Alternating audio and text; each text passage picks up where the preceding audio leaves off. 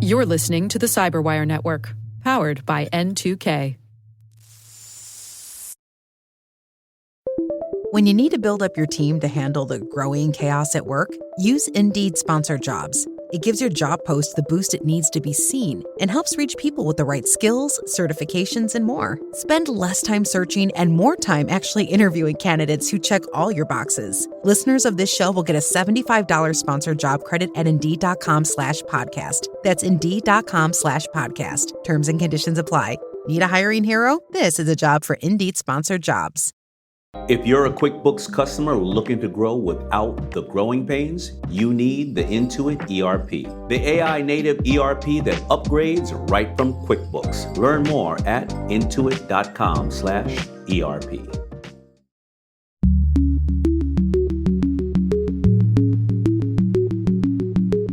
Hello, everyone, and welcome to Caveat, N2K Cyberwire's privacy, surveillance, law, and policy podcast. I'm Dave Bittner, and joining me is my co-host Ben Yellen from the University of Maryland Center for Cyber Health and Hazard Strategies.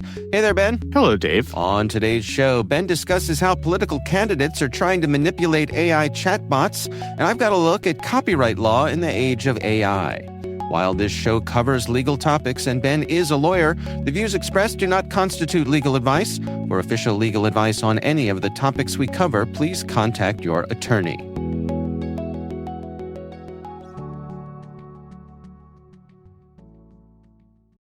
This episode is brought to you by Tidy Cats, here to level up your litter game with their new Performance Plus lineup. Your home is your happy place, your cats, VIPs. So when it comes to the litter box, excellence isn't optional. Choose from products that specialize in max power clumping, low tracking, or odor fighting so advanced, stink won't see it coming.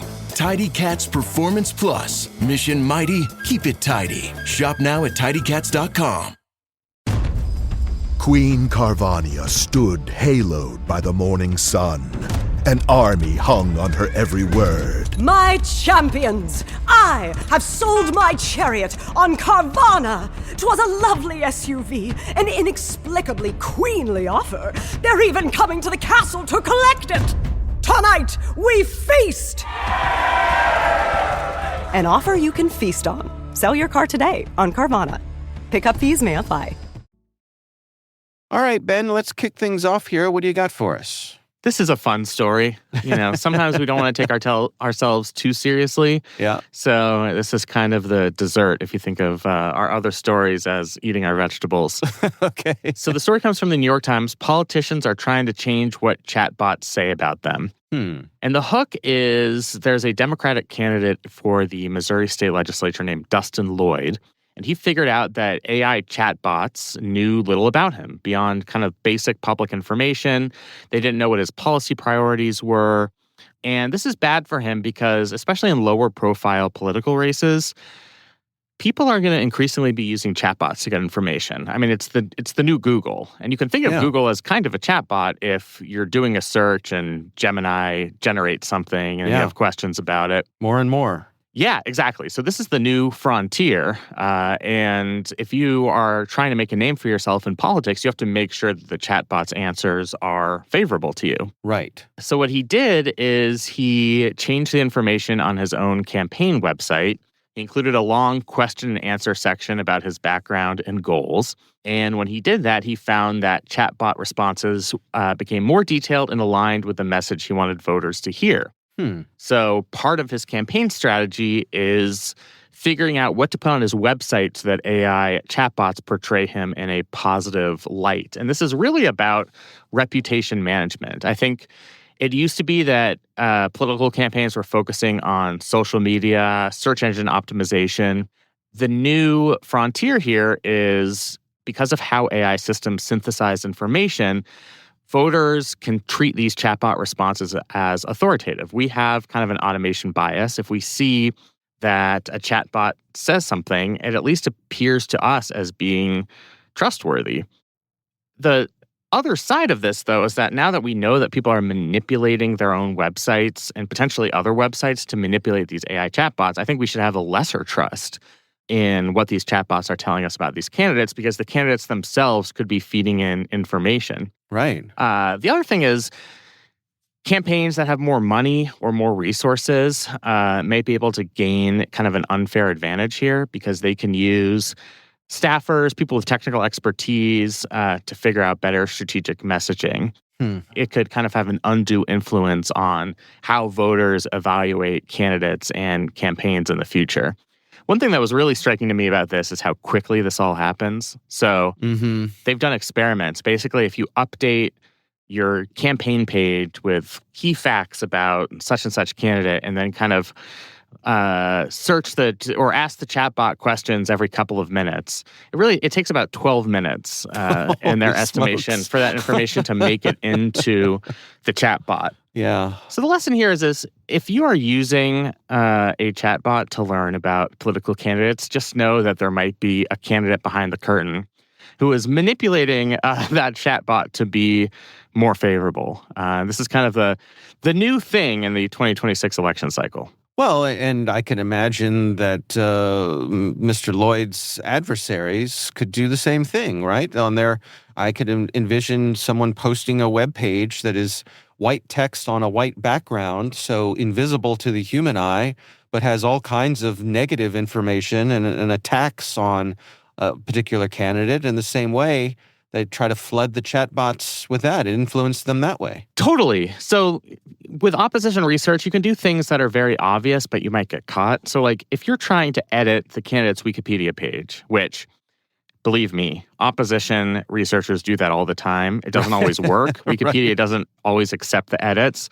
But if you're like, so-and-so is a philandering, racist, and put that on their Wikipedia profile, that's a great way to have the chatbot return negative material. But if you're more shrewd about it and do it in less visible ways, just like the way you're describing, you might be successful. Even something like having a website with your opposition's name on it that's just filled with negative facts about them could be a way to offset somebody trying to put positive information on their own website. So it could be a war of AI chatbot optimization where the side that's able to effectively put the most stuff out there ends up winning regardless of what the truth actually is. Mm-hmm. I mean, it's kind of the next generation of search engine optimization, right? It sounds what it sounds like. It is, yeah. There are now businesses that do AI. I guess they're calling it AEO, so AI of course they engine optimization. Actually, answer engine optimization is the official term here. Okay. So it's a way to change how AI chatbots generate their answers about a person.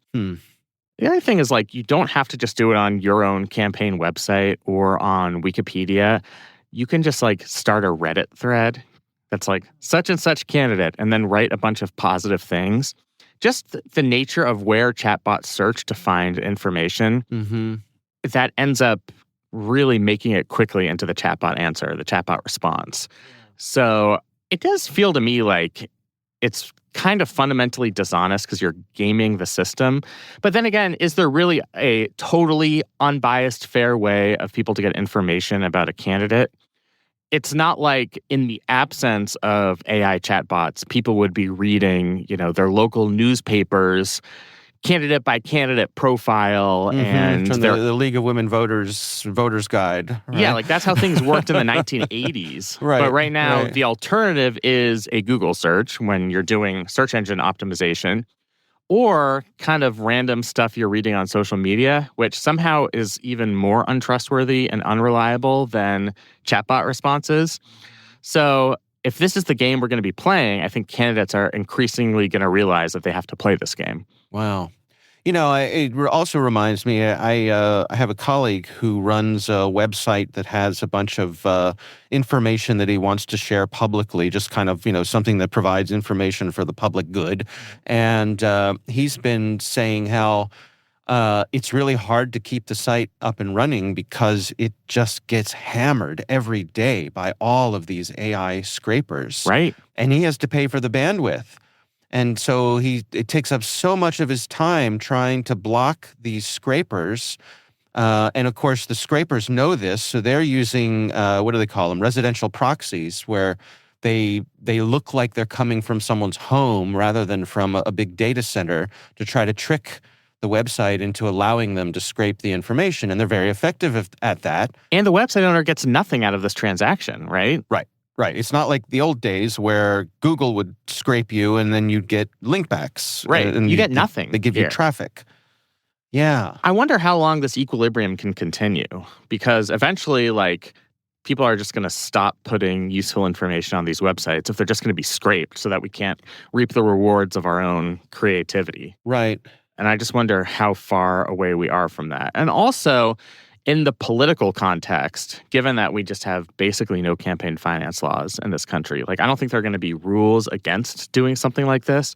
So I think eventually, once the public realizes what's going on and it reaches a critical mass of you shouldn't believe what you see on chat, shouldn't believe the responses from chatbots because candidates are manipulating them, I think we'll reach that critical mass where at a certain point it becomes untrustworthy. But just like, I don't think we're there yet. I think people are, and I caught myself doing it myself, just times when I probably shouldn't be trusting a chatbot, and I just do because it seems so authoritative.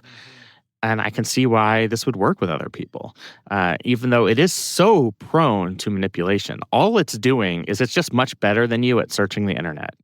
It can do it right. much quicker than you can. You know, if it takes me 20 minutes to find information about a candidate, it takes my chatbot 0.0001 seconds to do it. But that's really all it's doing. Like, it's not going into the minds of these candidates and trying to inform us about who would be better on XYZ issues.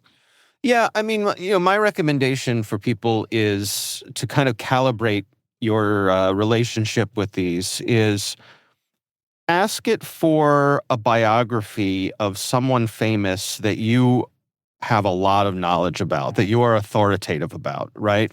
I think we all have people in our lives that we're either fans of, and it can be a musician or an actor or a writer or a politician, a president, and ask the chatbot for a biography and see how often it is wrong, because it will be. Or if you even have any semblance of a public profile, search yourself. You know, they're making predictions about you based on the very little information that they can find. So I don't have much of a public presence. You can find me on LinkedIn. You can find me on my organization's website. But if you ask ChatGPT or Claude, who is Ben Yellen, like, you'll get some answers where they really extrapolate a lot and might say things that aren't entirely accurate. So what tends to happen with me is because I'm pretty public-facing in my job, it will often credit me for hosting security podcasts that I do not host. Right. So the best kind of hallucinations. Yeah. Yep. Put me hosting shows that are our friendly competitors, but that I have nothing to do with. And that's routine for it to do that, so to sort of lump me in with, other shows. And so if a chatbot says that, are you allowed to put it on your resume? Like, Dave hosts, the top 10 cyber-related podcasts. That's right. He's the host of every popular cybersecurity-related podcast. So saith ChatGPT. My authoritative ChatGPT. Yep. Well, but I think this whole story brings up something else that I've been pondering over the past week or so. I saw a story about slop biographies that are being written. I can't remember any of the specific names, but what prompted the article that I read was someone sent an email to their friend and said, "Hey, I saw this biography of you was just published," and they went, "What?" Yep. I have no idea that. And so somebody ran someone who's noteworthy through a chat bot, and it wrote a biography, a book-length biography, which they then published via Amazon self-publishing. And now you can buy a printed hardcover book of this biography. I can't wait to write and purchase the Dave Bittner biography. Right. I'm gonna be a millionaire. Well, don't get ahead of yourself. Yeah, all right. I'll slow my roll here. Yeah, it's a shame. My mom's passed away. That would have been one guaranteed purchase for you. But right. But what my line of thinking was, what happens when these books, these slop books, end up on the bookshelf at the library? and in doing so become authoritative. Where do we find our facts? What is the, when I was a kid growing up, we had the encyclopedia. You'd go to the library, you'd look something up, you'd go to the dictionary, look something up. Now, everybody looks things up online, and obviously there are pluses to it. I mean, Wikipedia is better than any encyclopedia you had sitting on the shelf. It covers everything. But as we're talking about here, the flip side is what becomes accepted truth? With Encyclopedia Britannica, you couldn't just go into their giant repository with a permanent marker, cross things out, and write your own story. Right, and have it update every encyclopedia that was sitting on every bookshelf, right? Instantly. Yeah.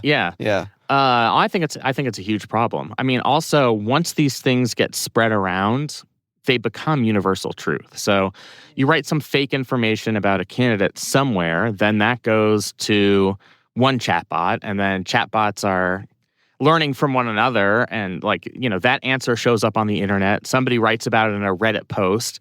Another chatbot finds it, and eventually that becomes the established truth. And that's a big problem. So, if you're a political candidate, you might be getting temporary gains from doing something like this. But I think the long-term costs of having this ability to kind of work the refs on what chatbots are saying about you could certainly have downsides. I was also thinking about there are common, let's call them myths. Mm-hmm. George Washington probably did not cut down the cherry tree, right? I hate to hear that because it's been. I just want to believe. Yeah. There's one local here where you and I live. There's a little mill town called Ellicott City, and one of the things that they're famous for is having the oldest train station in the United States. Not functioning, by the way. Not can't functioning actually take now. a train there. You can't. It's a museum now, and a lovely one. So I do recommend if you're in the area, go check it out. But there was a famous historical event that took place, which was the race of the Tom Thumb, which was a steam-powered engine, and it raced against a horse, and it was a historic thing. And a friend of mine who's a documentary filmmaker was working for the local historical society and was researching this, found out probably never happened. And so what do? The legend is there. It's known all over. So in his documentary, he had to use phrasing legend has it that this occurred, So I don't know. I was just sort of thinking what's the logical conclusion to this?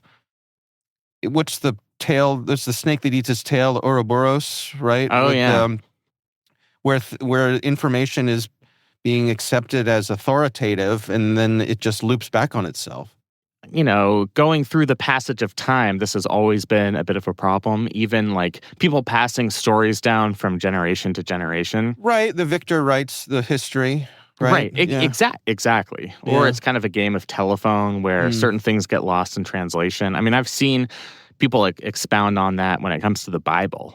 This is what it said when it was in Aramaic, and this is eventually through translations, it became something a little bit different.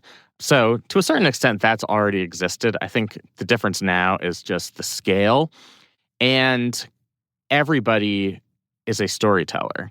So it's not just the victors get to tell the story. So it's not only information that might be potentially unreliable, it's possibly conflicting information because everybody's fighting against one another to game these chatbots. Yeah. And so it's kind of I wish that wasn't the incentive structure, especially when we're talking about politics, because we're setting out to destroy people's reputations here. I mean, politics is a tough game.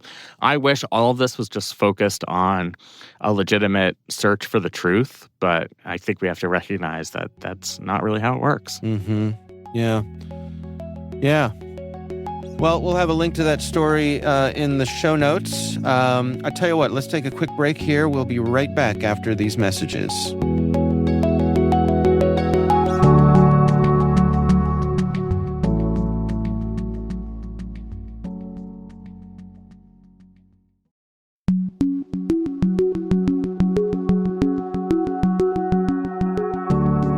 And we are back. I guess my story isn't completely unrelated to yours. Oh, there we go.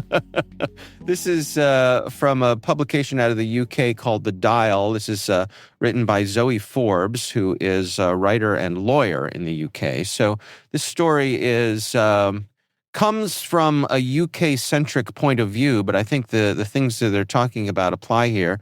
And it's really looking at copyright law and intellectual property and how all of that is facing up to the reality in which we live with all these AI chatbots, the ingestion of all these things, and how organizations are trying to fight it and what they may and may not have success with. This article talks about Getty Images, which of course is a huge stock image photo library, probably one of the biggest in the world, certainly one of the most well-known. Back in 2022, Stability AI released their Stable Diffusion product, which enabled AI image generation, which I think we're all familiar with now. Yeah, I use it probably too frequently, mostly to make fun of friends and colleagues. Okay. But, Yeah. But all these models have to be trained. And so one of the things that Stable Diffusion was trained on was Getty's image library. Allegedly, billions of images were scraped without permission. So Getty sued. They sued Stability in the UK in 2023 for copyright and trademark infringement. They were not successful there. The judge in the UK said the scraping didn't happen here. It happened in the US, so go fight them there. They are. So they're still in the midst of that battle over trying to, exert their copyright rights in the US. But there's a few interesting aspects here.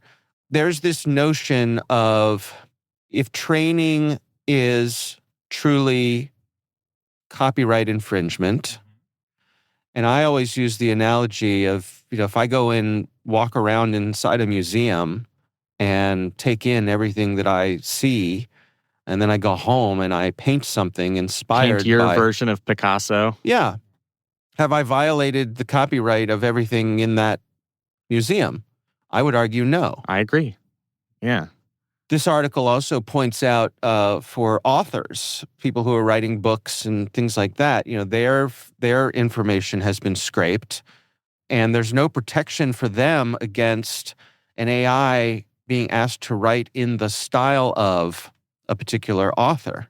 There was a case here they mentioned where I think it was Grammarly was allowing you to have your writing critiqued by someone who was in the style of a famous writer. So in other words, I could write a scary story and have it critiqued by Stephen King. Right. Or an AI that was trained in the style of Stephen King. He's a very public Twitter user, so we can tell what his attitude is pretty easily. I'm sure that's easy to scrape. Right. But of course, some of the authors didn't take kindly to this, and they've sued Grammarly over this. And as I said, there's nothing that protects an author or an artist from someone doing something in the style of what they do, but there are laws that protect, they refer to it as the personality of the person. So whether or not these folks have a case for someone imitating them for critiquing purposes is yet to be determined. So before I go any further with this, let me just check in with you, Ben. What's your take so far? Yeah, I think you've identified the central problem here, which is how do we define a copyright when it's not literally copying the creative work? It's not extrapolating someone's writing exactly and using it to passing it off as one's own and using it to make some type of profit. It's not literally that. So our legal system has had a hard time, not just our legal system, but legal system in the European Union, figuring out what goes too far. I think in the pre-AI context, generating images or writing that was in the style of somebody else seems, prima facie evidence that it's not a copyright violation. But AI does this to such a degree where you're really able to compile images and writing instantaneously, millions of different times. It's so effortless on the part of the user. In some ways, I feel like it's appropriating the time that the person has used to develop their creative works. If an author takes 20 years to develop their own unique writing style through toil and hard work, and then somebody can just be like, write in the style of Stephen King and can produce something and try and pass it off as one's own, like maybe that doesn't violate the letter of our copyright law, but it violates the spirit of our copyright law. And that's a problem I just don't really know how to solve. AI companies, I think, have really decent arguments about this, that copying facts, ideas, and patterns are generally not protected by copyright law. And all AI chatbots or LLMs, all they're doing, or image generators, are learning statistical relationships rather than literally storing the copyrighted material. So I think that's pretty compelling. I think it's incumbent upon policymakers to try and carve out some type of legal regime where the original author merits at least some degree of protection. And they talked about a couple of examples from Europe where you can allow limited copying without permission. These are kind of changes to common law copyright, sort of historical copyright case law. And maybe, there can be a meeting of the minds between AI developers and people representing artists and writers to try and reach some middle ground on this. But I think we're a long way off from that. There was another aspect here, I guess I'd call it a legal term of art, that was suggested could be pursued by one of the judges who is hearing one of these cases. It was actually a case against Meta.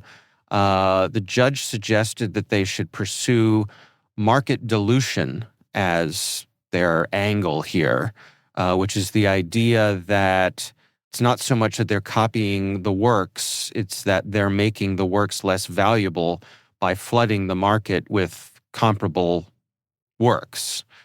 There was another judge who wasn't so into that idea and said basically something along the lines of, well, should we not train children? Should we not teach a classroom full of children to write? Because they're just going to grow up to be competitors to the existing authors, right? Right. We'd think that's silly. So, how does that apply here? I don't know. I not in this article, but another line of thinking I saw earlier this week was someone was advocating that lawmakers simply carve out AI training as fair use. Just be done with it. It's just fair use. Right. At least, even if writers and authors and artists wouldn't be happy with that conclusion, at least they'd have an understanding. At least we'd have clarity in the law. And we've carved out fair use for a bunch of other things, including things like parody, where it is an extension of the original work. It's just repurposing it into something else. I think that's probably the most likely thing that's going to happen, is that this ends up being just categorized as fair use. That's not going to be a satisfying conclusion because I think people will still feel like their intellectual works are being easily manipulated and turned into something else without them getting the credit. Right. And because AI systems feed upon each other, it becomes so attenuated at a certain point you can't track the root of the creativity. So like if all art becomes derivative through various AI machines over a period of years, at a certain point it's going to become untraceable to the original author. And like that sucks for the original author or artist. Maybe at this point we're not there yet, but like, are we going to get to a point where somebody can't be a successful artist because as soon as they create some work, AI is appropriating it, and then it's impossible to trace to that artist? Right. That was another point they made in this article, that it's making it so much harder for anyone in any sort of creative pursuit to break through because there's so much content out there. How do you set yourself apart when comparable works are being generated endlessly? Right. Right. And I don't think there's a good answer to that question. The benefit of fair use is, I think artists now, for things that are already covered by fair use, artists have an expectation that there are going to be some circumstances in which your writing is used for purposes beyond the original reason you decided to create that work. And having that expectation, I think people can create art or can create music or can create writing within those confines. And maybe that's kind of where we're going to end up here, where people realize they need to be especially creative, or they need to leave their mark and make something extra identifiable or extra traceable to them because they know it's going to be used to train AI systems and become unrecognizable. Again, not a satisfying conclusion, but just kind of the equilibrium I see showing up here. Yeah, I guess it's hard to imagine the balance, too, because when you have governments like our own, certainly, China, I guess every government at this point is looking at these AI engines as being important for national security. So you want to have the best in the world, and how you get the best is by scraping everything and distilling it and analyzing it and all those things. So how do you reconcile those needs? It's not going to be pretty, even if it might be easy to just say, no, it's fair use. Fair use, like that's the best we're going to do. Yeah. I guess the last thing I'll say is we have a long history of copyrighted work becoming easier to access and imitate, and the original creators getting very upset about it and trying to curtail the modes and methods of their works being distributed. And we still have people who are doing creative writing. We still have people who are making movies. We still have people who are artists who are creating original works. So I think the field is going to survive despite this problem.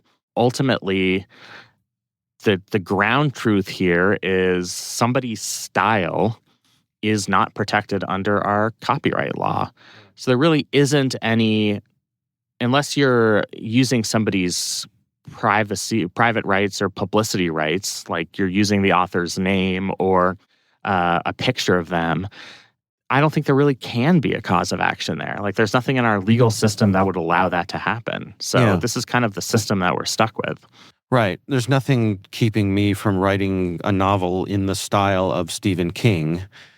Good luck with that, by the way. Well. I'm excited to read it. But point is, if I did and I came up with something that was right on the nose, he would have no action against me. It just, with the imitation being flattery and all that stuff. Yeah. When I was taking guitar lessons, one of the things my guitar teacher said is there are only so many chords, right? In music.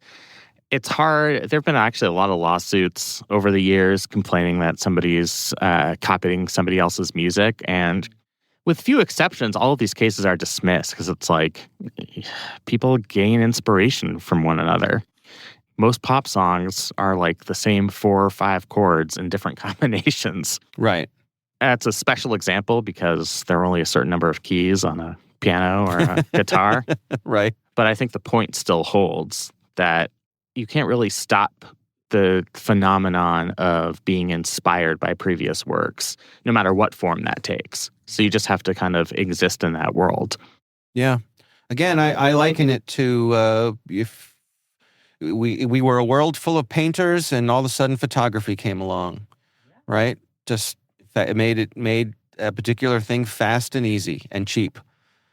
Totally. And that's literally a thing that did happen. Now, I can't go into an art museum, take a picture of my favorite Picasso and try and sell it. That would violate copyright law. Well, the piece of art is in the public domain if it's old enough. Yeah, I guess that's true. If it's old enough, it is in the public domain. Okay, I'm going to take pictures of the Mona Lisa and I'm going to try and sell it. I'll see you later. Absolutely. All right. Well, we will have a link to this story in the show notes. And of course, we'd love to hear from you. If there's something you'd like us to consider for the show, please email us. It's caveat@n2k.com.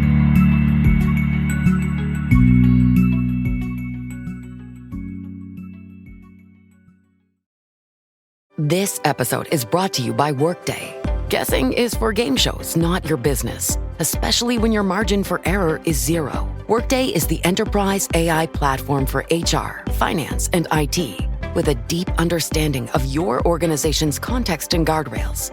So every AI action is permission aware, giving you accuracy 24/7 and the ability to not just get work done, but get it done right. It's a new Workday.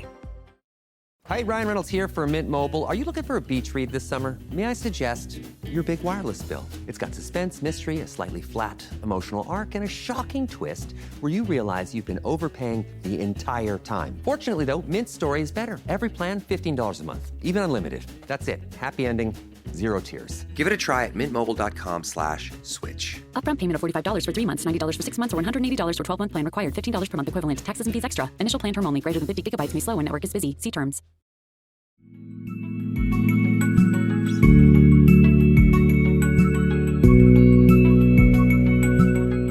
And that is our show, brought to you by N2K Cyberwire. We'd love to know what you think of this podcast. Your feedback ensures we deliver the insights that keep you a step ahead in the rapidly changing world of cybersecurity. If you like our show, please share a rating and review in your favorite podcast app. Please also fill out the survey in the show notes or send an email to caveat@n2k.com. This episode is produced by Liz Stokes. Our executive producer is Jennifer Iben. The show is mixed by Trey Hester. Peter Kilby is our publisher. I'm Dave Bittner. And I'm Ben Yellen. Thanks for listening.